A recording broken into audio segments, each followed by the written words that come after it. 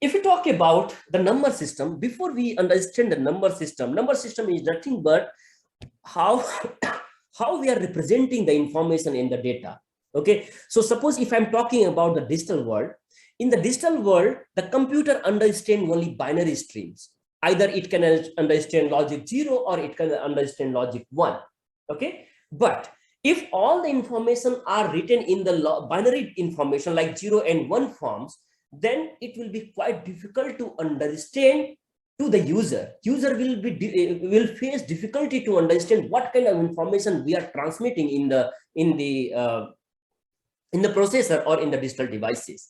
So to understand, like user can understand, we must have a different kind of number systems like decimal number system, hexadecimal number system, octal number systems. So all these number systems that are really helpful to the user, and they can understand what kind of information we are transferring or what kind of information we are executing through the processor or through the digital device. Okay, see, the important thing is the digital device can understand the binary information, but it is really difficult to understand for a user what kind of information we are transmitting. So to make it more user friendly, we must have certain number system patterns, and those number system can be like that can be easily interpreted like the binary number, like hexadecimal number system, octal number system, and the decimal number system.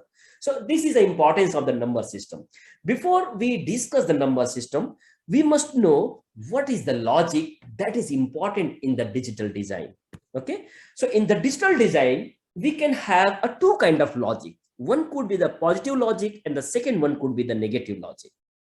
Okay, positive logic means, yeah, in both the logics we can have a two logic levels, logic high and the logic low. Okay, but if I'm talking about logic high or the positive logic, yesterday I discussed something related to this one, but let us try to elaborate something more in detail. Okay, so if I'm talking about the positive logic, where we have a two logic levels, logic 1 and logic 0. So in the positive logic, that can be represented in this way. Like suppose I have a 0 volt and the 5 volt. In that case, 0 volt will act as a logic 1 and the minus 5 volt will act as a logic 0, because the minus 5 volt is lower than this 0 volt. So that is why it will consider as a logic low, and this 0 volt will be considered as a logic high. Similarly, we can have some other kind of voltage levels like plus 5 volt and the 0 volt, that can also be considered as a positive logic. So the important thing is, like the whatever the voltage level we are providing to the logic 1, that must be higher than the other one. So this is the main concept for the positive logic.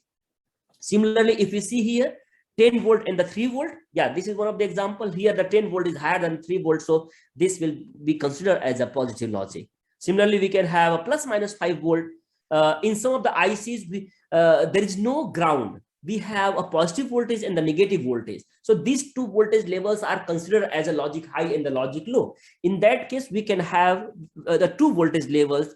One is the positive and the second one is the negative, and we can consider these voltage levels as a logic levels, and that we can consider is the positive logics. Okay, if we talk about the negative logics, it is quite opposite than the positive one. So the negative logic means minus 5 is lower than the 0 volt, but still we are considering it as a logic high, so then we can call it the negative logic. Okay, so this negative logic is nothing but this is the opposite to the positive one. Okay, so this is all about the logic levels. Yesterday I just told you, if I'm talking about the analog circuits and if I'm talking about the digital circuit, the presence or the interference of noise is more in case of analog as compared to digital. Okay, why it is so? Because suppose I have an analog signal. Let us assume I have some analog signal, something like this. Suppose some sine wave is there. Okay, and if some noise is present in the signal, so it will look like this one. Okay, the waveform will look like this one. So each variation in the input waveform that can predict as a different logic levels. Okay, once we will sample, might be it can sample differently. if the noise is present. So the interference of noise is more in case of the analog signal. But if I'm talking about the digital systems or digital signals, suppose I have a logic level, something like this. Okay. Suppose I have a logic level, something like logic 0 and logic 1. Suppose this is the plus 5 volt and this is the minus 5 volt, which is the 0 and logic 0 and logic 1. Okay. But if some noise is present on the levels, noise will not be present during transition because the transition time is very less. Okay. It is taking very less time to take for the transition from high to low and the low to high. So the noise, the effect of noise will be very less during the transition. The only possibility of noise could be during the logic high and the logic low. So the waveform we can observe that could be something like this. If there is some noise, then it could be something like this. Then some noise, it could be like this. Then if there is some noise, then it could be something like this, and so on. If some noise is present, but if you see here, there is a huge difference between two logics. There is a high gap, voltage range gap between these two logic level, and a small fluctuation will not create a logic change. Okay, so that this noise can be eliminated. But the important thing is the elimination of this noise is equally important. What is the noise margin of this circuit? How much noise on each voltage levels we can tolerate? If there is a fluctuation, like I'm assuming that plus 5 volt will be considered as a logic high and minus 5 volt will be considered as a logic low. Okay, if this is the case, then if the voltage is fluctuating from plus 5 volt to plus 4.95 volt, so what should be the voltage? What should be the logic level? So if we are rigid that only plus 5 volt will be considered as a logic high, then if there is some small fluctuation in the voltage, that will not be considered as a logic high. So this is the problem. So we have to provide some noise margin, like some range of the voltages on each logic that can consider as a logic high or logic 0. Okay, so the noise margin is required on both the logics, and if the fluctuation in the logic level is within that noise margin, then we can consider it as a particular logic. Okay, so to understand these things, let us try to understand what is the noise margin and how it is important in the digital circuits. Okay, so suppose I just told you for the logic high and logic 0 or logic high or logic low, we can have a different voltage level. Either we can have a plus 5 volt, 0 volt, and 0 volt, minus 5 volt, and so on. Anything can be done. Okay, for now I am considering the logic high is considered to be plus 5 volt and logic low is considered to be 0 volt. By considering these two things, let us try to create this thing. So here we have a plus 5 volt, here we have a 0 volt, which are the logic high and the logic 0 for these digital systems. Now, because I just told you, to overcome that noise fluctuation in the voltage level due to noise, we must provide some noise margin. Okay, on each level, on level either at logic 0 or at logic 1. Okay, so this is the sum of the voltage that we have provided. Like, see, if I'm getting 0 volt, I will consider it as a logic 0. But if I'm getting something like, if let us assume this voltage is let us assume 0.05 volt. Okay, and if your voltage here, like if you are getting the voltage like 0.04 volt, so 0.04 volt will be considered as a logic low without any problem. Okay, so this is the importance of the noise margin or the level that we need to provide on each voltages. Okay, similarly we can provide for the high logic as well. So these two are nothing but these are the voltage range for the logic 0 and the logic 1 respectively. Okay, so higher the voltage range, the effect of noise is less. Okay, so higher the voltage range means higher noise margin, margin is more, margin is higher, so the effect of noise will be less. Okay, so how much effect of noise will be there, that will be decided by what is the voltage range for logic 0 and the logic 1. Okay, and in between these two ranges we have the intermediate range, which is not required. If the voltage is in between these two one, that will not be considered in any of the logic. Okay, the logic will be considered if the voltage is following or falling in between these two ranges. Okay, so the important thing is, I just told you, if the noise margin is very high, what it means, we are shifting this waveform either in this way and in this way. So suppose I have one circuit having this noise margin and this noise margin, and the second circuit having this noise margin and this noise margin. Okay, can anyone tell which of the logic circuit is more resilient to the noise? Can anyone say? The second one. Second one, having the wider voltage range. Okay, so if we have the more noise margin, that will give you the better tolerance to the noise. But what is the problem? The problem is, so ideally, what we can say, we can say that if we keep on increasing these voltage levels, we'll get more noise resilient circuit. Okay, so what should be the optimum one?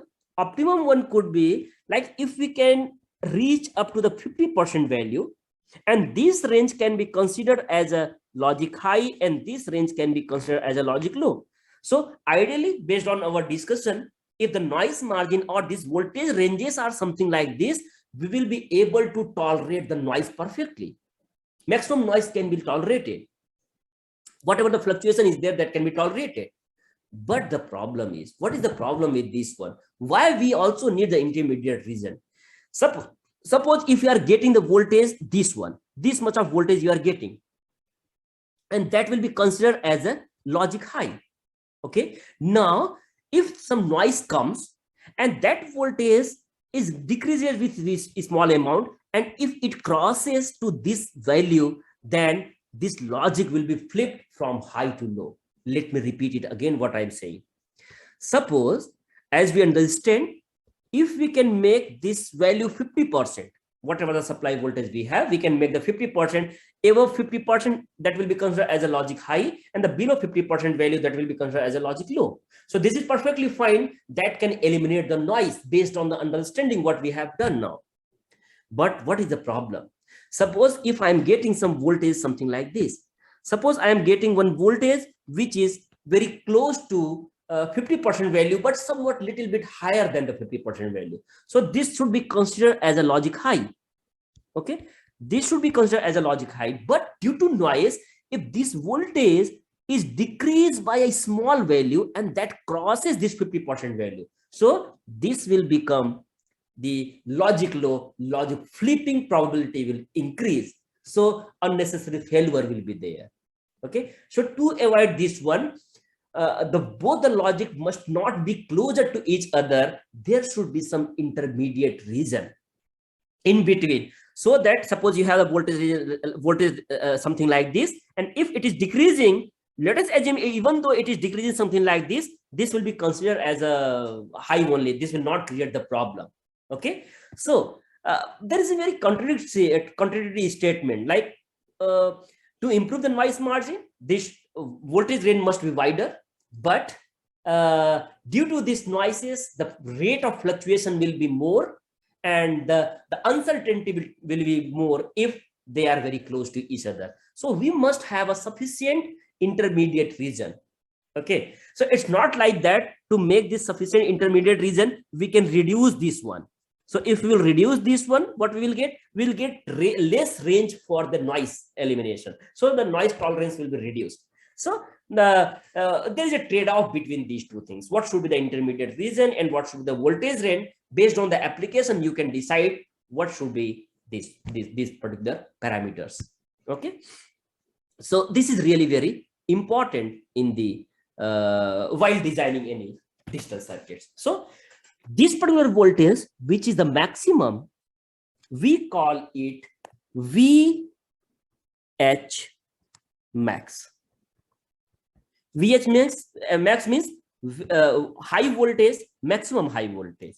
Okay, and this voltage which we have here, we call it VH minimum. So this is the minimum high voltage that is the valid for logic design or logic decision. Similarly, we have a 2 voltage level here and here.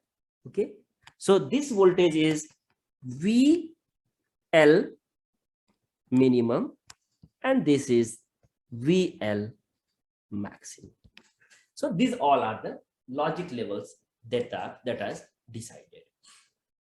One more thing, in the previous class we studied about something related to this one. Okay, so we tried to make one inverter based on this transistor based logic, where we had a structure something like this. So if you can recall the yesterday's lecture, it was something like this, where we have provided some input voltage, we had provided some supply voltage, here we are taking some output, we had some load capacitances over here, CL, and this is what RC and RB are. Okay, so this is what we have understood in the previous class. Okay, so suppose if the current flowing through this resistance, let me change the color.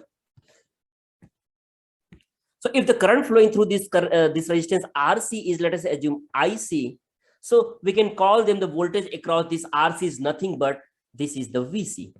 Okay, this is the VC, which is the voltage across this resistance. Okay, so what will happen if the input V in is equal to 0? In that case, this whatever the voltage we have, that will be transferred to this V output and this capacitor will be charged.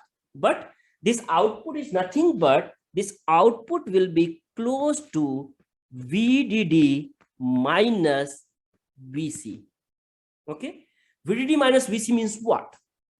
Suppose if I am increasing this RC, let us assume IC is constant, and if I am reducing this RC, increasing this RC, what it means, this VC will increase, and if this VC will increase, the output voltage or output high voltage will also be reduced from this VDD. So that will fall under somewhere here and there.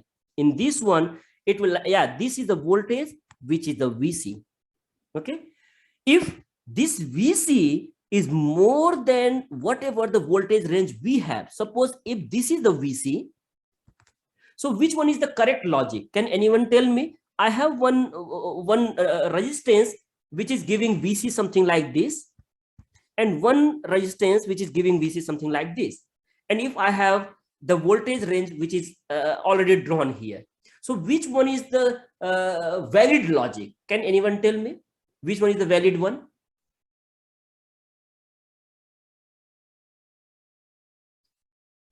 Which one of the valid resistance we can offer? Sure, the first one. This one? Yes, sir.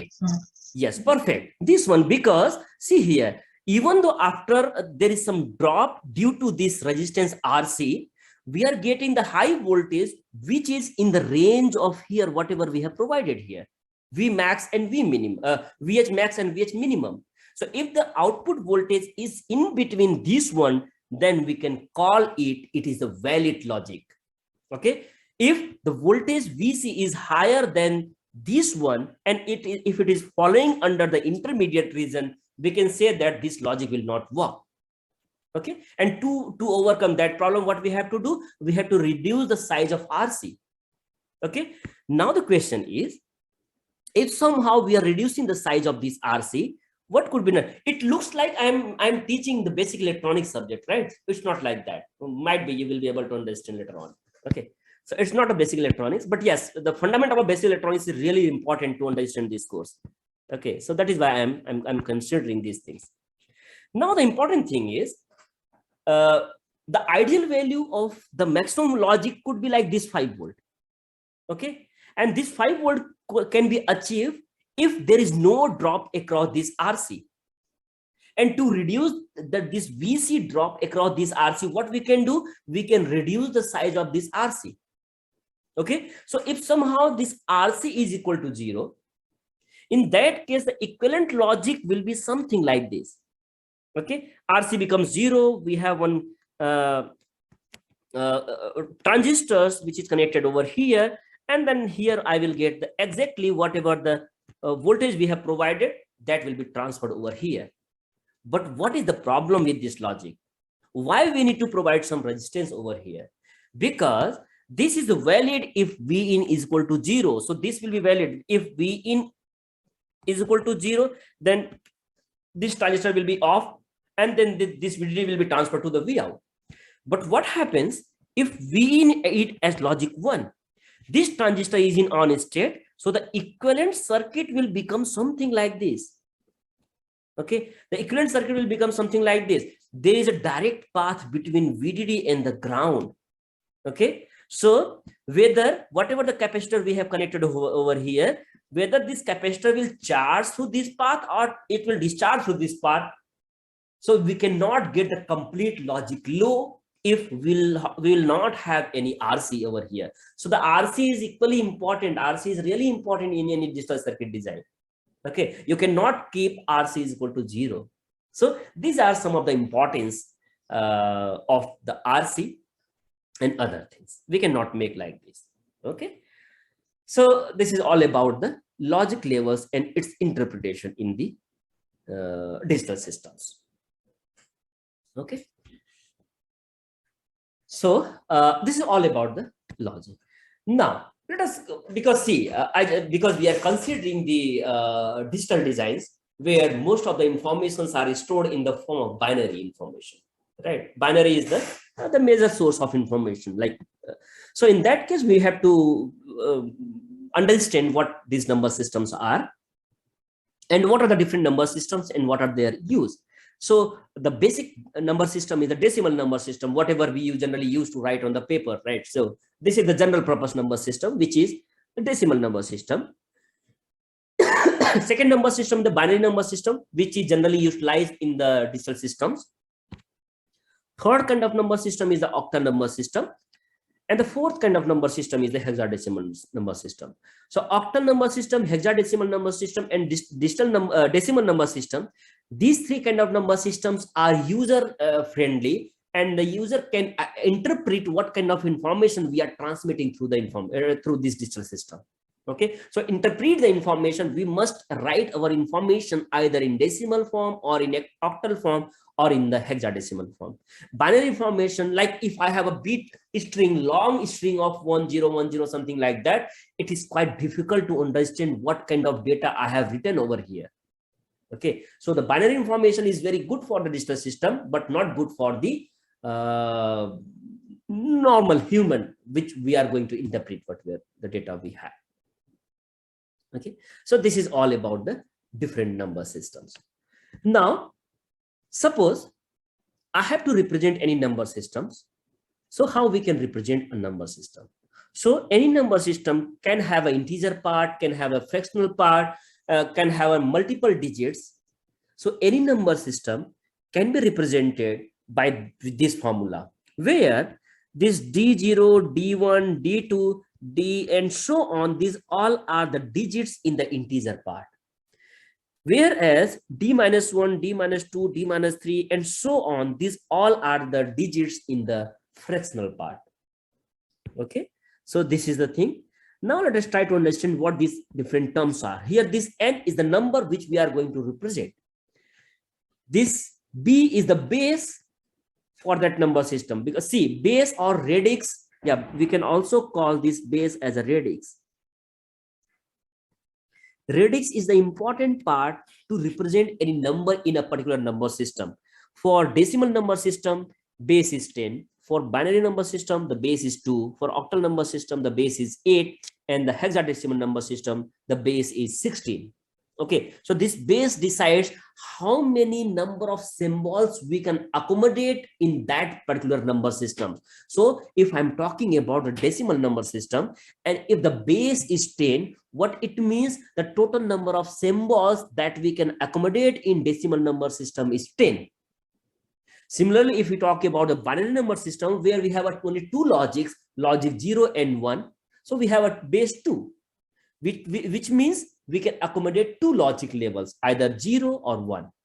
If I'm talking about the octal number system, the base of octal number system is 8. What it means, we can accommodate only 8 numbers, 8 symbols in this octal number system. Similarly, if I'm talking about the hexadecimal number system, we have the base 16. What it means, we can accommodate up to 16 number of symbols.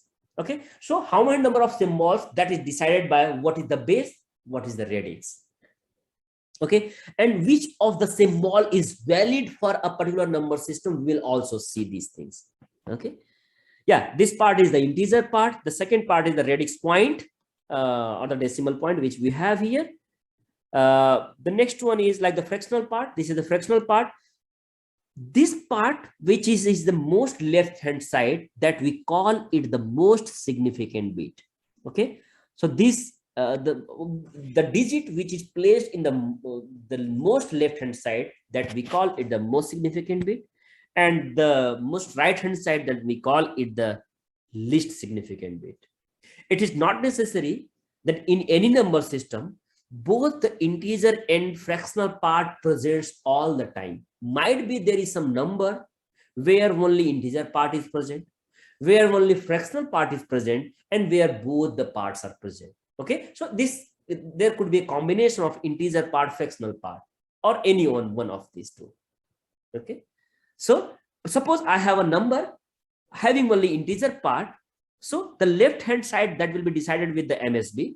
But because we do not have any fractional part, so this D0 can be considered as a LSB. So this D0 will be considered as LSB because we do not have the fractional part.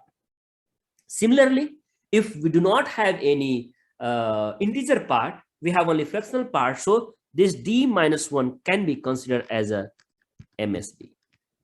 Okay, so the MSB and LSB, that decides based on which kind of numbers we have and what kind of the portion is present in that number system. Okay, yeah, here this N indicates the number of digits in the integer parts. Okay, so this N indicates the number of digits, and similarly this M indicates number of digits in the fractional part. Okay, so this is all about how we can represent any number system in a digital electronics. Now let us talk about, because we know that we have the basic 4 number systems, decimal, binary, octal, and the hexadecimal number system. Let us go one by one. If I'm talking about the decimal number system, decimal number, I just told you the base of this decimal number system is 10. So the total number of symbols that we can accommodate in decimal number system is 10. Okay, so the total number of symbols are 0 to 9, 0, 1, 2, 3, 4, 5, 6, 7, 8, 9, and the base is 10 for this one.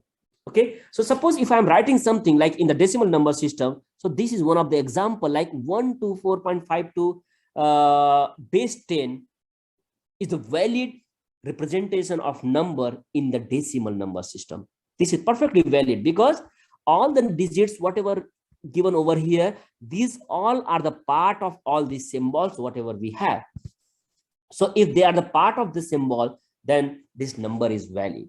Okay, this number can also be represented in this way. Like suppose I have a 14810. Yeah, here we have both integer and a fractional part is present. Here we have one integer part is present. So we can also write like 14810, and 148D is also one of the way to write the decimal number system. But sometimes this can create the problem. This representation of decimal number system can create the problem. How it can create the problem, I will tell you. Wait for a minute. Okay, so yeah, definitely this is the valid way to represent this one, but this kind of representation can create the problems. Okay, so how I will tell you. The second kind of the number system is the binary number system. Okay, binary number system has only 2 symbols, 0 and 1, and because we have only 2 logic levels, the base is 2. Okay, so we have the base 2. So all the numbers, all the information, that must be in the form of 0 and 1 only. Okay, so in that case, like suppose I have information something like that 10010.10. So this is the perfectly valid number system. Okay, the another number system could be like Yes, 1010 can also be written as 1010b. B indicates the binary number systems. Okay, but again, this kind of representation can create the problem somewhere here and there. How it will create the problem, I will tell you. Okay, only these two symbols can be there. So can anyone tell whether this is valid or not?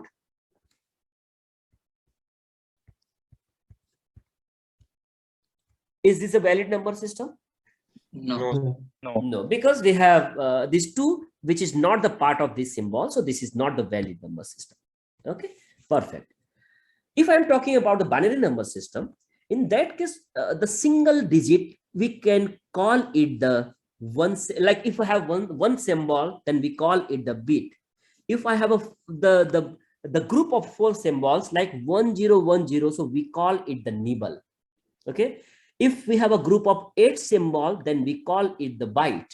And if we have the combination of 16, 32, 64, and so on, then we call it the word size.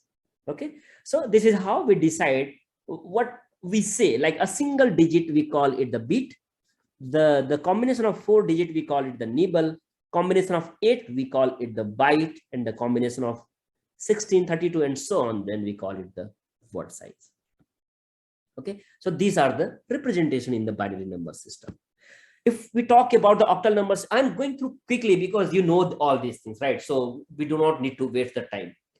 So the next kind of number system is the octal number system. Okay, so what this octal number system is, and how we can represent, what are the different symbols which are present in this octal number system, we can understand from here. Let us see.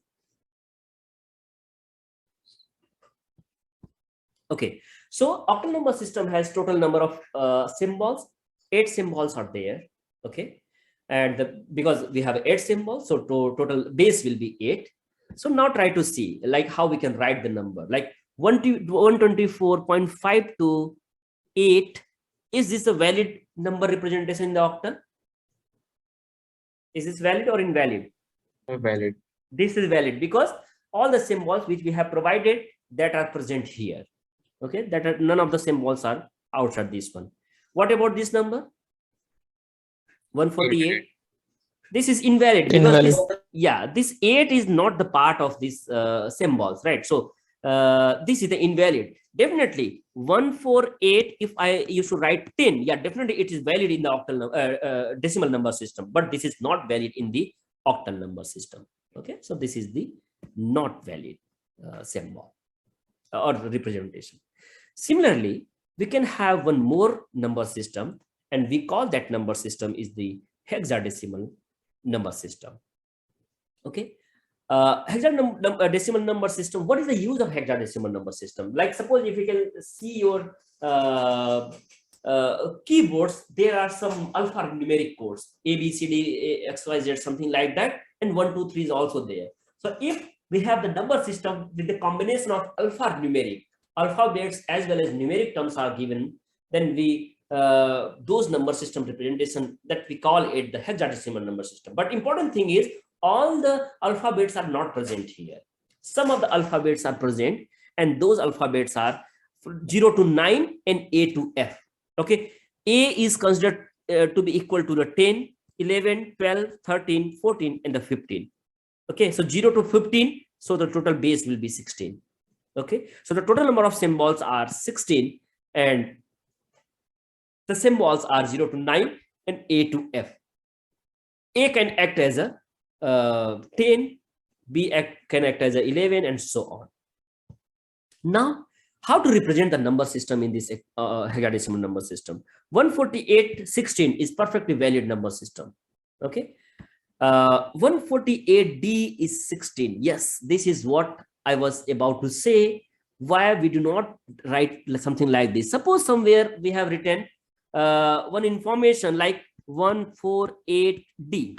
Okay, and if there is no base, and somewhere I have written like 148D, my intention to write this number like this number is written in the decimal number system, but someone can interpret this D as a symbol for hexadecimal number system.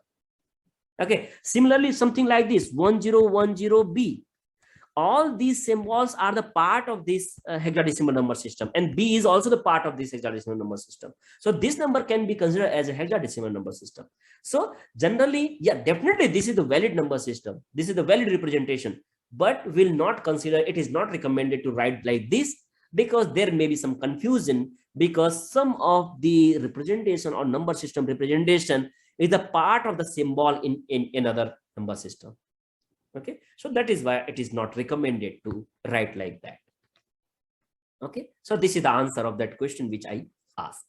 Okay, so this is the valid number system representation. Now suppose I know the fundamental of all this number system. Well, now the question will be where all these kind of number systems are used. So decimal number system is simple, like what we do in the physical world. So this is the decimal number system. Binary number system is like what the computer can interpret, or the processor can interpret the information. That number system representation is the binary number system. But suppose I have some data which is written in the binary string. Okay, so to interpret what kind of information is written, like suppose I have a bit string, something like 101101111 and so on, whatever, something like that. If I have information something like this, it will be very difficult to understand what kind of information I have written over here. So I need to represent this number in some other way, and those ways are the hexadecimal number system and the octal number system. Okay, so the group of 4 digit can be considered like a different things. Okay, like these all groups can be considered as a particular symbol for the hexadecimal number system. Okay, and that we can write something like this. Yes, it is really very important to understand. Suppose I have a total 8 symbol, base is 8. What it means, the total number of possible bit string in the binary can be like 8. So if I have a 0 0 0, this can be considered as a 0. 0 0 1, this can be considered as a 1. 0 1 0, 0 1 1, 1 0 0, 1 0 1, 1 1 0, and 1 1 1. So these all are the binary representation and their equivalent octal number representation. Okay, so 0 to 7 kind of symbols we have, and we can present something like this. Okay, so suppose I have this information and I want to write this in the form of octal number system. So we need to create the group from the left side, not from the right side, not from the left side. So I have to create the group of 3, something like this, and then I have to replace with the words like 0 1 1 is nothing but this is equal to 3 in the octal number system. 0 1 1 is 3, 1 1 1 is 7, 1 1 0 is 6, and 1 0 1 is 5. So this is how we can represent in the octal number system. Similarly, if I'm talking about the hexadecimal number system, so we have the total base is 16. Okay, so total base is 16 means like we require 2 to the power n is equal to 16. So n will become 4. So we need a bit string of the 4 binary bit digits. Okay, so n will become 4. So how we can write something like, let us try to write. So we can have a string something like 0 0 0 0, 0 0 0 1, 0 0 1 0, 0 0 1 1, 1 0 1 0 0, 0 1 0 1, 0 1 1 0, 0 1 1 1. Okay, similarly we can have 1 0 0 0, 1 0 0 1, 1 0 1 0, 1 0 1 1, and then 1 1 0 0, 1 1 0 1, 1 1 1 0, and 1 1 1 1. Okay, so these all are the base string. So this will be considered as a 0. This will be 1 2 3 4 5 6 7 8 9. Then it will come to the A, B, C, D, E, and F. So this is the hexadecimal representation of the binary. So suppose I have an information something like this. So I need to create a pair of 4 digits. Okay. So if you see here from the right side, this will be the one of the pair. This will be the second pair. This will be the third pair. And this is the fourth pair. Fourth pair is one is missing. So we will consider it as a 0.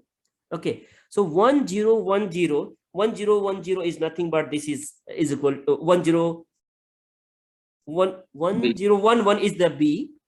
Okay. And 1 1 0 1 is the D. And 1 1 0 is D.